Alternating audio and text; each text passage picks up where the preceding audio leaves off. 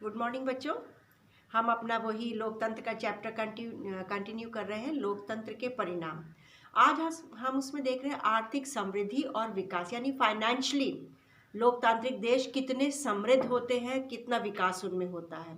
अगर हम देखें, हम चाहते हैं कि लोकतांत्रिक सरकार एक अच्छी सरकार बने, अच्छा काम करे, तो उससे ये भी उम्मीद की जाती है कि आर्थिक विकास भी हो उसके ज़रिए से, है ना। ये उम्मीद करना गलत नहीं है देश के लोगों का।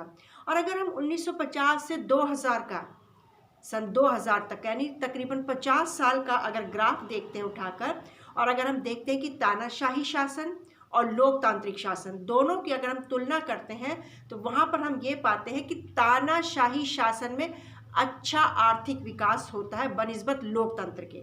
यानी लोकतंत्र में उतना अच्छा विकास नहीं होता है फाइनेंशियली जितना तानाशाही सरकार का होता है, समृद्धि होती है। ये 50 साल का रिकॉर्ड बताता है। फिर भी हम यही कहेंगे, चाहे तानाशाही सरकार का रिकॉर्ड अच्छा ही हो, समृद्धि हो, आर्थिक विकास हो, लेकिन फिर भी हम यही कहेंगे कि लोकतांत्रिक सरकार जो है वो एक बेहतर सरकार है, अच्छी सरकार है। यहाँ इस बुक में लोकतंत्र की आर्थिक उपलब्धियां तुम्हें दिया गया है, ये अपने आप ध्यान से पढ़ लेंगे। कुछ कार्टून है, चार्ट बना हुआ, उसके हिसाब से दिया है यहाँ पर, और यहाँ पर बताया है, ध्यान से देख लेंगे कि चार्ट 1 बताता है कि आर्थिक विकास के मामले में तानाशाहियों का रिकॉर्ड बेहतर है, लेकिन जब हम सिर्फ गरीब मुल्कों के रिकॉर्ड को देखते हैं तो वहाँ पर अंतर लगभग समाप्त हो जाता है। चाहे वो गरीब मुल्क तानाशाही भी हो, लेकिन वहाँ पर ये अंतर खत्म हो जाता है। चार्ट 2 बताता है कि लोकतांत्रिक शासन के अंदर भी भारी आर्थिक असमानता हो सकती है।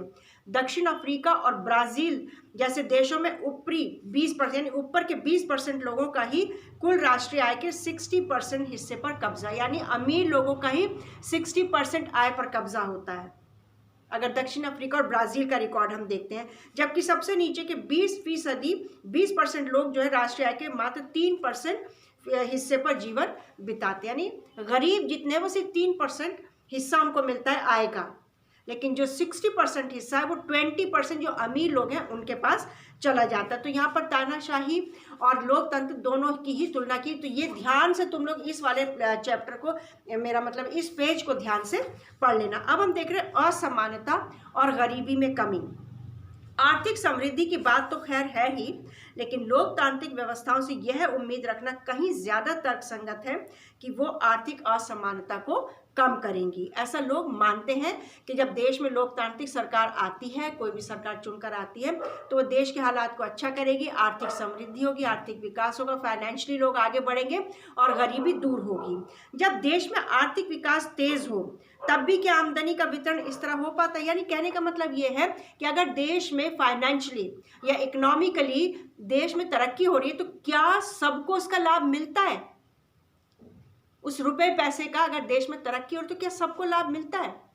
सोच के देखो, ऐसा नहीं होता। बहुत कम देशों में ऐसा है, लेकिन ज़्यादातर देश, लोकतांत्रिक देश ऐसे हैं जहां पर ये आर्थिक विकास कुछ ही % लोगों के पास पहुंचता है, उन्हें ही फायदा होता है। नहीं, गरीब अमीर की खाई बढ़ती चली जाती है। अमीर अमीर होते चले जाते हैं, जो कि 10% या 20% होते हैं पूरे देश में, 25%। बाकी 75% में कुछ मिडिल क्लास होते हैं और कुछ बिल्कुल लोअर क्लास होते हैं, उनके पास इतना इसका फायदा नहीं पहुंचता है।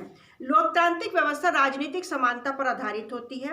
प्रतिनिधियों के चुनाव में हर व्यक्ति का वोट का जो वैल्यू है या कीमत है वो बराबर होती है।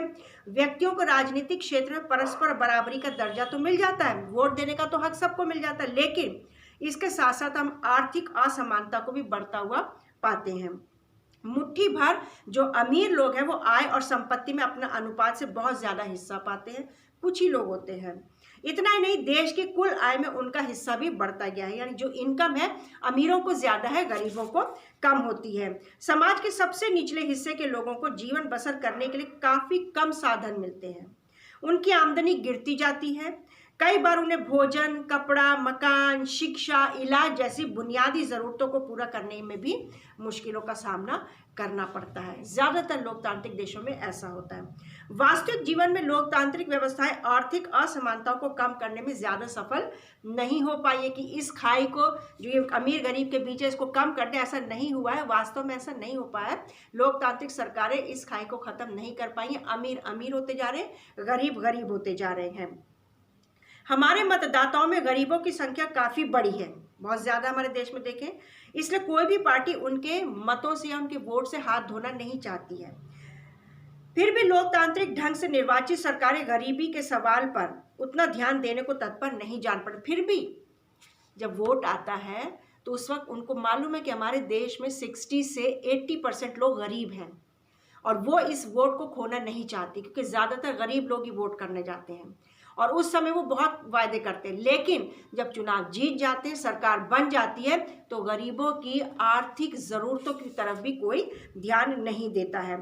फिर भी लोकतांत्रिक ढंग से निर्वाचित सरकारें गरीबी के सवाल पर उतना ध्यान देने को तत्पर नहीं जान पड़ती जितने कि आप उनसे उम्मीद करते हैं। कुछ अन्य देशों में हालात इससे भी ज़्यादा खराब हैं। बांग्लादेश में आधी से ज़्यादा आबादी गरीबी में जीवन गुजारती है। अन्य गरीब देशों के लोग अपनी खाद्य आपूर्ति के लिए भी अब अमीर देशों पर निर्भर हो गए। बांग्लादेश के बहुत से लोग इधर उधर चले गए दूसरे देशों में, हमारे देश में बहुत से लोग आ गए हैं, है ना, क्योंकि उनका अपना देश उनकी बेसिक नीड्स जो हैं, बुनियादी ज़रूरतों को भी पूरा नहीं कर पा रहा है।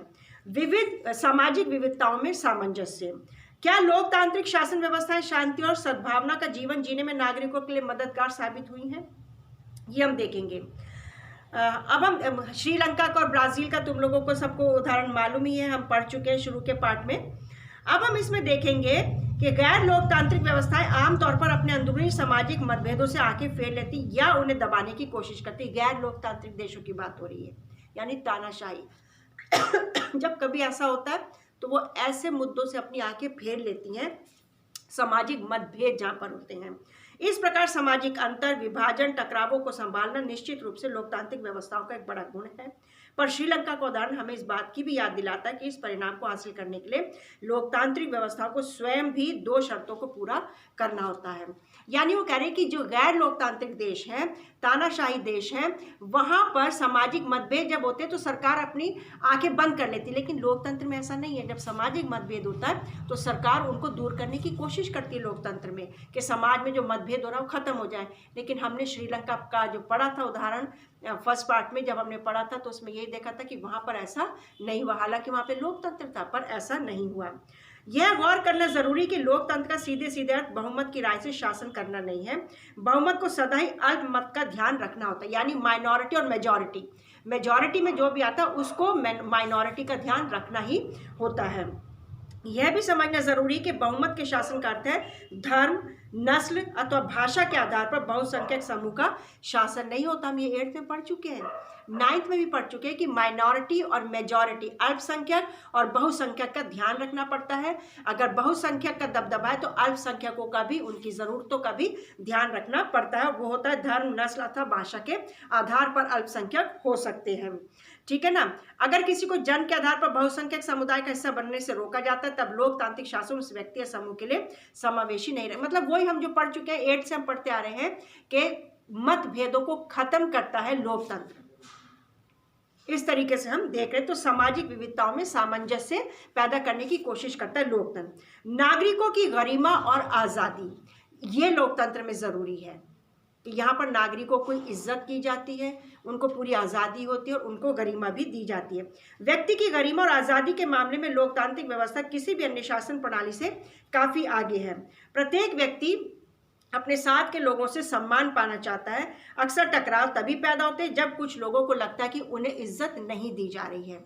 ऐसा होता है और ऐसा ज़्यादातर तानाशाही में होता है। हमने फ्रांस में देखा था, फ्रांस की क्रांति जब पड़ा था तो वहाँ पे कैसे हो रहा था, 3 वर्ग थे ना, प्रथम, द्वितीय, तृतीय।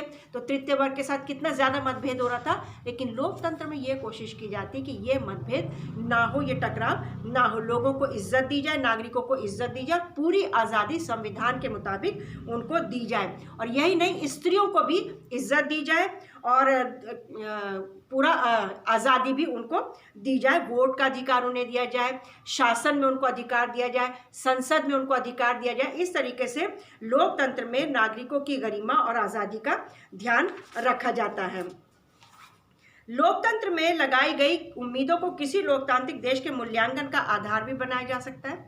लोकतंत्र की एक खासियत है कि इसकी जांच परख और परीक्षा कभी खत्म नहीं होती। वो एक जांच पर खरा उतरे तो अगली जांच आ जाती है। मतलब लोकतंत्र में एक के बाद एक चैलेंजेस आते रहते हैं। लोगों को जब लोकतंत्र से थोड़ा लाभ मिल जाता है तो वे और लाभों की मांग करने लगते हैं। वे लोकतंत्र से और अच्छा काम करना चाहते हैं। यही कारण है कि जब हम उनसे लोकतंत्र के कामकाज के बारे में पूछते हैं तो वो हमेशा लोकतंत्र से जुड़ी अपनी अन्य अपेक्षाओं का पुलिंदा खोल, यानी किसी नागरिक से अगर बात करो कि भाई तुम लोकतंत्र से खुश हो या नहीं, तो ये कह तो देंगे कि हम खुश हैं, लेकिन वे कहते हैं और ये करना चाहिए और ये करना चाहिए, यानी नागरिकों की भी इच्छाएं खत्म नहीं होती।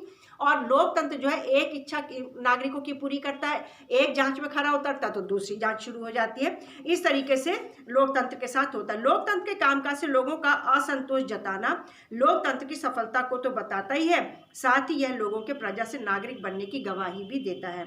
आज अधिकांश लोग मानते हैं कि सरकार की चाल ढाल पर उनके वोट से असर पड़ता है और यह उनके अपने हितों को भी प्रभावित करता है। फिर से लास्ट में एक कार्टून दिया है, वो ध्यान से पढ़ लेंगे, बड़ा इंटरेस्टिंग चैप्टर है, हमारे देश से रिलेटेड है, उससे हमें समझ में आएगा। हमने देखा सामाजिक मतभेद, आर्थिक असमानता, नागरिकों की गरिमा, उसमें स्त्री पुरुष दोनों आ सकते हैं, जाति के आधार पर उसमें आ सकता है ना, हम ये देखते हैं माइनॉरिटी मेजॉरिटी, मेल फीमेल, फिर हम देखते हैं SC ST OBC और जनरल, इन सबको कितना रिजर्वेशन मिल रहा है संविधान के मुताबिक संसद में। तो इस तरीके से हर नागरिक का ध्यान रखा जाता है लोकतंत्र में। तो लोकतंत्र फिर भी बेहतर शासन है तानाशाह शासन से, हम इसी नतीजे पर पहुंचते हैं। बेटा ये चैप्टर कंप्लीट हो गया है, इसके बाद जब हम मिलेंगे तो नेक्स्ट चैप्टर करेंगे। जितना पढ़ाया जा रहा है ध्यान से पढ़ लेना, इस चैप्टर को एक बार पूरा चैप्टर अपने आप पढ़ना, अच्छी तरह समझ में आ जाएगा। क्वेश्चन आंसर्स भेज दिए जाएंगे, वो कर लेने हैं। प्रोजेक्ट कर ही रहे होगे तुम लोग, ध्यान से करेंगे और बहुत अच्छा प्रोजेक्ट बनाएंगे। सिक्किम के बारे में है, अपनी बहुत खूबसूरत स्टेट है वो एक, उसके बारे में प्रोजेक्ट है, तो बहुत ध्यान से इन्फॉर्मेशन पहले कलेक्ट करेंगे, उसके बाद उसको बनाएंगे। ठीक है, अपना ध्यान रखेंगे, घर पर आएंगे। और एक बात और, जिन बच्चों ने अभी तक UT के टेस्ट नहीं दिए हैं, टेस्ट पेपर्स फर्स्ट और सेकंड UT के टेस्ट पेपर्स अभी तक स्कूल में हार्ड कॉपी नहीं दी है, तो उनके पास वेडनेसडे तक का दिन है। वो जाकर वहाँ गार्ड होंगे, उनको पकड़ा दे और बोल देना कि ये रीना मैम को दे दे, वहाँ पे हमने अलग अलग फाइल्स के वो बना रखे हैं, ग्रुप मतलब बना दिए, उनको मालूम है गार्ड्स को, तो वो लोग ले लेंगे तुमसे और रख देंगे। जो बच्चा नहीं देगा वेडनेसडे तक, उनको UT में 0 मिलेगा। और जो बच्चे हमें दे चुके हैं फर्स्ट UT, वो उनके लिए नहीं है, जो बच्चे दे चुके हैं सेकंड UT उनके लिए नहीं, जिन्होंने नहीं दिए हैं, क्योंकि अभी तक सबके नहीं है। तो जल्द से जल्द सब पहुंचाए, जिनके नहीं होंगे उनको हम 0 देंगे। ठीक है, ऑल द वेरी बेस्ट।